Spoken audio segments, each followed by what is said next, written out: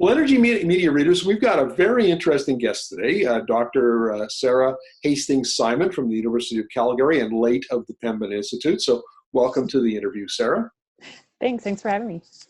Now, you wrote a paper that was published by the School of Public Policy that I found very interesting because it reached back into Alberta's past, specifically Lougheed government policy from the 70s, and picked up some lessons around government support for innovation and new technologies that could be applied today. Do you want to give us an overview of your study?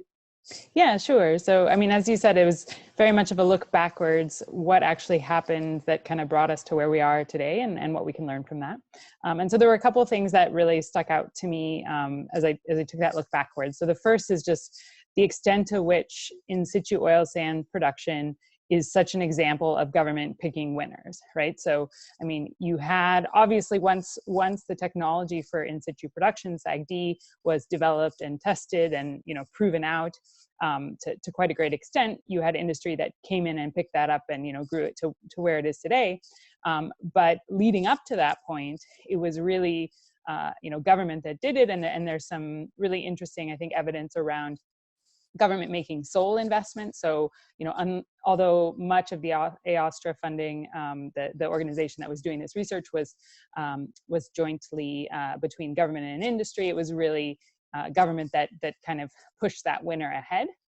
And then even more so, if you look back at the period leading up to the decision to go forwards with in situ oil sands technology being, the goal to try to develop, that really came as a surprise to me that was not embraced by the dominant industry at the time, right? So, if you go back to that time, starting, say, in the 60s, the dominant oil industry in Alberta was the conventional oil industry. And although today, obviously, we have a lot of overlap between, the conventional and what's now become the dominant oil sands industry, at the time, those were very, very much more separate. And there was a lot more, not just not embracing, kind of the idea, but actually even pushback from, what I would call the incumbents of the time around the idea of going after this resource. They were facing a period, there was very clearly, that was an industry in decline. The production levels had started to exceed the, new reserves that were being found. And so, it was very clear that industry, for different reasons than maybe we're facing today, was going to be in decline in the future. And they really wanted government research efforts to focus on enhanced oil recovery, right? Which is a technology that's closer to kind of their commercial interests. And so just the extent to which government really drove this program and even did so against, objections from the incumbents, I think are some of the really interesting findings. Now, in the oil sands, we should point out for our viewers, if they're not familiar with it, there are really two dominant methods of producing oil. So you've got the mining of the bitumen, and then you've got steam-assisted gravity drainage, which definitely came out of that whole AOSTRA process. And basically, you pump steam down into the reservoir, and then you have two legs, and one pumps out the steam, and the other one produces the oil. And so that now, and I think it's important to note, Sara, that SAGD that's where almost all of the growth is forecast to come over the next, between now and 2030. So that technology is really driving any growth that might come out of the oil sands. So what other lessons can we draw from the development of SAGD and the refining of mining that might be applicable to 2019 and going forward? Mm-hmm. Yeah, so I mean, I guess I started off with a couple in there, right? That first is just that government has a significant role to play. The second is, if you're facing this risk of an industry that's in decline, as they were at the time, and you're looking for real sustainable long-term growth, you need to be thinking about investments in innovation in areas that are truly disruptive or breakthrough, as opposed to incremental, right? And so we often talk about innovation and we kind of lump those two things together. I like to think about incremental and innovation as sort of you're doing the thing you've always been doing, but you're doing it better, and in some cases even quite a bit better, right? It can be 10%, 15%, 20%, 30% better. But you're still kind of on a single technology or single approach pathway that has some kind of fundamental limit to it, right? And so that at the time, the enhanced oil recovery in conventional wells is a great example of that. They would have been able to recover, significantly more out of the wells that they had, but there was still sort of a finite end there. Whereas something more, disruptive or breakthrough, you're talking about going after a completely different resource in a new way.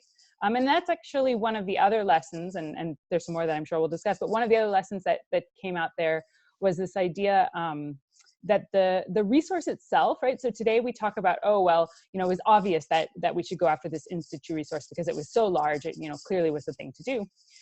But at the time, that resource, because it hadn't been yet proven that you could even access it, it wasn't really viewed in the same way that it is today. So there's a lesson there too around, sometimes we say, it's not really clear what we should be going after, therefore we can't really move ahead. And I think that this example shows us that it wasn't quite as obvious back then as we might think it was when we look today. So that's very interesting, distinguishing between disruptive technology and incremental technology that provides incremental growth. And for me, if we fast forward to 2019 and the situation we find ourselves in now, we saw the Kenney government in the budget cancel a $2.1 billion project or program to support the development of the commercialization of partial upgrading technology, which would transform bitumen into a heavy or a medium crude so it doesn't need diluent to be put into a pipeline. See, I would have thought of that as disruptive technology because it really changes the game in many ways for the oil sands industry and maybe precludes the development of new pipelines. Would you agree or not agree? It's hard. I mean, I guess it's not black or white. I think I would put something like that somewhere on the scale between the two, right? Where I think about incremental as, things like improving the footprint or reducing the emissions from, production of a barrel of oil. That's pretty clearly an incremental improvement. And I should say, it's not that incremental improvements are bad. They're good things to go after, and we should continue to do them. But we need to be, targeting the right thing for the time. When I think about really breakthrough or disruptive, and I try to make that comparison to what we had previously, I would look at, say, the resource that Alberta has, whether it's that resource or other minerals and metals that we have, and obviously our large land resource, and say, what are the other things that we can be getting out of the ground, or what are other ways, very fundamentally different ways we can be using this resource that we have now. And that's kind of, to me, almost that next step. And there's space in between the two as well. Now, you'll remember the Energy Diversification Advisory Committee, or EDAC, as it was known, which I think reported in early 2018. And full disclosure, I was hired as the editor to do the final copy edit on that report. So I should note I don't know if it's conflict of interest, but full disclosure, right? Yeah. So one of the things that the criticisms I had, nobody was asking me to put things into the report, but as I was editing it, one of the things I noticed was there was no emphasis put on developing new disruptive technologies or new technology, expanding the export markets for technologies that had been developed in Alberta, manufactured in Alberta, and grew up to serve either the oil sands or conventional or both. And I thought that lack of focus on technology was a weakness of the EDAC report. Is this an area where we could be looking for disruptive technologies that are deserving of government support?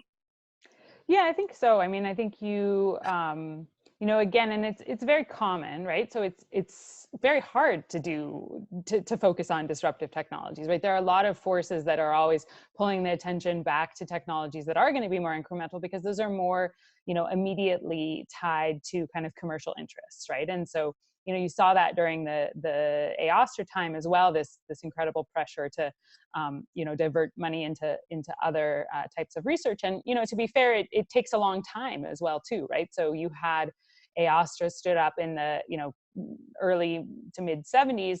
And, it took many years to even get that first breakthrough. And then that breakthrough took many years to commercialize. So I think, it's worth noting it's not I would say criticism when we see often diversification committees and reports that don't focus on these things, it's very hard to do. That said, how do you start to figure out what those technologies are? I think there's some lessons that we can take from AOSTRA on that, but we probably have to look little bit more broadly at innovation approaches to figure out the right thing as well too. I think the AOSTRA story can tell us a lot about the need to do so, the need to kind of push back against some of the objections that will come up for that, and really the need. One of the other things that struck me is the degree to which Lougheed was really willing to kind of confront the challenge, right? He Right. stood up literally in Calgary at the Petroleum Club and at the Calgary Chamber of Commerce and told the uncomfortable truths around, this is, I'm paraphrasing, but, this is an industry that in 12 years is going to be, significantly smaller than it is today. So that's a pretty direct take on where the industry is going, and that kind of leadership is really required, I think, to ultimately be successful. That's very interesting, because one of the tells, I think, when the Kenney government canceled the partial upgrading program is it did so because it said that the program and that technology was too financially risky for the government. And so, what does that tell me? Well, that tells me that this is a government, this is a premier who are not prepared to take on maybe the uncomfortable truths that Lougheed did, and not prepared to accept the level of risk that Lougheed was prepared to accept. Because what if this had all blown up in his face and it was turned out to be a gigantic waste of money and political capital? So that's what he was, there's a fair amount of risk for him. And it doesn't seem like the Kenney government, I don't mean this from a political or partisan point of view, but is that not a fair comparison? What's your take? Yeah, I mean, I think it still remains to be seen to some extent to, where this government will go with investment. There is, I mentioned that phrase, the idea of should governments pick winners. I think there is often, I've heard often, let's say in Alberta, people use that to say, well, governments shouldn't be picking winners. We should let the market drive things.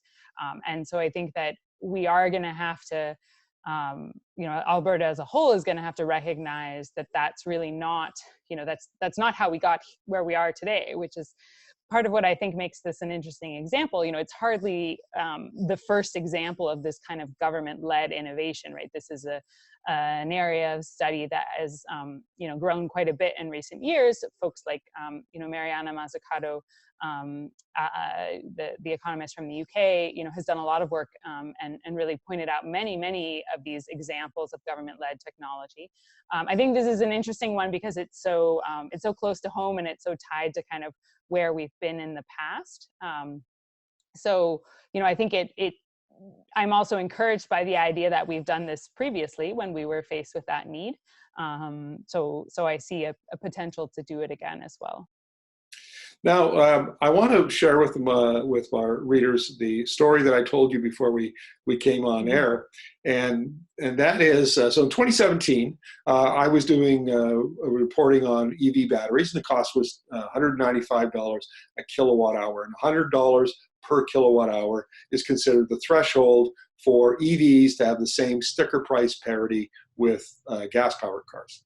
So my experts at that time, battery scientists and EV analysts, were saying that it was going to take 10 years, 12 years for lithium-ion batteries to rise 50% in energy density and drop 50% in costs.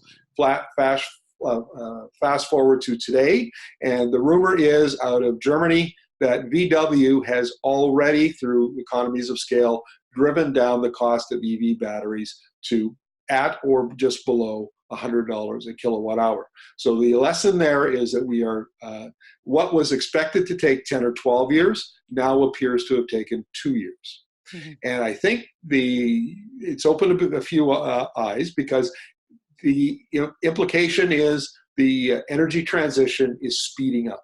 The technology that will electrify transportation and displace oil, including oil from Alberta, is coming faster than we thought. And the conclusion that one might draw vis-a-vis your study is that if it's coming quicker, Alberta has less time to adapt, and we need to take your advice of the study and get on our horse and get it done. Fair comment? Yeah, I think very fair, right? And I think it's you asked earlier sort of also how do we figure out what to do? And so while I think it's very hard to have a crystal ball and predict exactly what the future looks like, there are clear trends that we can follow, right? So we can say, okay, so the world, there's some questions about where oil demand is going to go, but the world's going to continue to need mobility, and it's going to continue to need food, and the energy transition and whatever these things are, it may dramatically impact the demand for a certain type of mobility provider, but it doesn't mean that the desire for mobility is going to go away. And so I think one of the things that makes sense for Alberta to do is to think about, well, what are other ways that we could be involved in that future, right? And so one that I'm thinking about some lately is this idea of, okay, so transportation, we have all this. We do have a lot of resources. If we know that there's an interest or there's a trend towards EVs and perhaps hydrogen as well, how can we participate in that space, right? And so there's certainly some good work going on in the province around the hydrogen economy and what that might look like. There's, I think, some really interesting work as well going on around, what you might call metals and minerals of the transition. So the types of resources that we're going to continue to need, the resources that say go into batteries and EV cars. And so what are ways that we can use our, engineering know-how and obviously the vast resources that we have in the province to continue to participate in that mobility, but in a way that when we look at it today may look very, very different. Obviously, if Alberta becomes a major hydrogen producer or a major, lithium producer, from where we sit today, that probably feels like a pretty big jump. But I think you probably would have, people felt the same when they were talking about, becoming in situ oil sands producers, right? There was that seemed much further away than it does today. And so I think that's the type of kind of broader, more disruptive thinking that should go into this question. And there's also some lessons then about how governments can structure that, right? So it doesn't mean that, the politicians sit around and say, well, I know that the technology that we should go after is, exactly this one, right? Peter Lougheed didn't say SAGD, that's going to be it, right? He set up an independent agency and he gave them quite a lot of, independent authority to make decisions, to partner with industry, but actually to act on their own as well too, and to bring ideas to industry and look for partners. And that was really critical in ultimately proving out SAGD. And so, getting that structure right, getting that independent organization that has the freedom, and that also doesn't, it doesn't mean that they then pick a winner, that they invest in one technology, right? We can learn again from, a broader set of examples. You look at organizations like DARPA down in the US, so the Department of Defense, has a long history with innovation. And there's a lot of lessons that come out of there too around, how do you provide funding to a broad range of technologies and then allow those technologies to compete, right? And you kind of let them compete against each other to make progress and to get more funding. And that's how you end up with things like, lithium-ion batteries at the end of the day. What do you think about this trend in the innovation space towards challenges? And we see, decarbonizing natural gas challenges, and there's a $10 million prize, let's say, and the agency, like the Emissions Reduction Agency, I think it's called, will do something. Will put out a call for projects, and these various companies and students and whoever comes to the table, they compete for that prize with their new projects and technologies, and then they get help from the successful ones get the prize and assistance in commercialization and development. What do you think of that? Does that fit into that model you're talking about? Mm-hmm. So, I guess I should also note now that I'm on the board of directors for Emission Reduction Alberta. So I do have some involvement with that organization. But yeah, the idea of these competitions, I think the big prize at the end is actually one of the least important, is probably not totally fair, but that, the the idea that there's money to continue to support commercialization is very important. I think that that's the important part of having a prize, and that's really, I think, what that money is for at the end of the day. But yeah, exactly. I mean, as you were describing them, exactly the idea that you make a call for projects or ideas that is ideally kind of technology agnostic, right? That's much more of, here's what we want to accomplish. And then you go out to the market and to innovators, and often a lot of these ideas are coming from smaller innovators as well, which is a really important source of new ideas, and from universities and researchers and others. Right. And you allow them to kind of say, oh, well, you're interested in that. Hey, I'm working on this, technology, and that actually has an application there.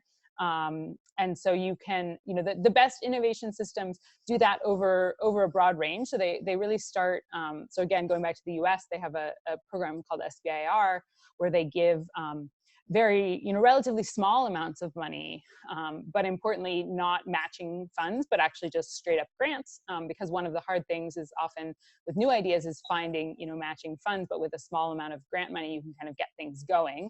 And then as you move them down the commercialization pipeline, then you start to, you kind of weed them out, you look at which ones are doing well, and those ones move forward. And so that is very much in that kind of prize, especially when you have these prizes that have multiple rounds, very much kind of in that model. And again, there, I think we don't have to reinvent the wheel here. We can take some good lessons from, how to do this well from other places. Dr. Hastings-Simon, always a pleasure to talk to you. And I should mention for our readers that your paper is on the School of Public Policy website, so they can download it if they'd like to read it themselves. And we look forward to our next interview with you. Great. Thanks so much. It was lots of fun.